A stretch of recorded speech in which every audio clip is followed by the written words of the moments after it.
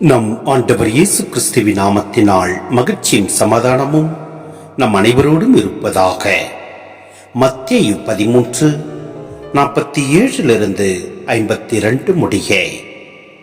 விண்ணரசு கடலில் வீசப்பட்டு எல்லா வகையான மீன்களையும் வாரிக்கொண்டு வரும் வலைக்கு ஒப்பாகும். வலை நிறைந்ததும் அதை இழுத்து கொண்டு போய் கரையில் உட்கார்ந்து நல்லவற்றை கூடைகளில் சேர்த்து வைப்பர், கெட்டவற்றை வெளியே எறிவர். இவ்வாறே உலக முடிவிலும் நிகழும். வானத்துதர் சென்று நேர்மையாளரிடையே இருந்து தீயோரை பிரிப்பர், பின் அவர்களை தீச்சுளையில் தள்ளுவர். அங்கே அழுகையும் அங்கலாய்ப்பும் இருக்கும். இவற்றையெல்லாம் புரிந்து கொண்டீர்களா என்று இயேசு கேட்க அவர்கள் ஆம் என்றார்கள்.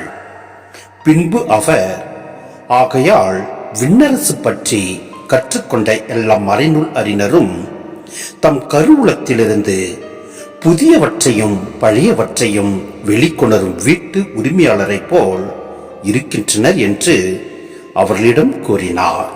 சிந்தனை. இறுதியாக கூறப்பட்டுள்ள வள ஊமை முதல் சீடர்களின் அழைப்பு நிகழ்ச்சியை நினைவுபடுத்துகின்றது. என் பின்னே வாருங்கள், நான் உங்களை மனிதரை பிடிப்பவர் ஆக்குவேன் என்று கூறிய இயேசுதான் இந்த வள ஊமையையும் கூறுகிறார். அதாவது, திருச்சபையில் நல்லவர்களும் உண்டு, தீயவர்களும் உண்டு. ஆனால் காலத்தின் முடிவில் அவர்கள் பிரிக்கப்படுவார்கள். தீயவர்கள் வேதனைகளுக்கு ஆளாக்கப்படுவார்கள். தீச்சுளை என்பது கடுமையான நீடிக்கின்ற தண்டனையை குறிப்பிடும் இடம்தான். இதைத்தான் எரி நரகம் என்று மத்தேயு குறிப்பிட்டுள்ளார். இது கெங்கெனா என்ற எபிரேய வார்த்தையின் தமிழாக்கம். இது எருசலேமின் தென்கிழக்கு பகுதியில் இருந்த ஒரு பள்ளத்தாக்கு. எருசலேமின் குப்பை அங்கே நிரந்தரமாக எரிக்கப்பட்டு வந்ததாம். அங்கு ஒரு காலத்தில் நரபலி ஒப்புக் கொடுக்கப்பட்டு அந்த இடம் வெறுப்புக்கும் இகழ்ச்சிக்கும் உரியதாகியது. இந்த கெங்கெனா தான் தீச்சுளையாக நரகமாக உருப்பெற்றுள்ளது.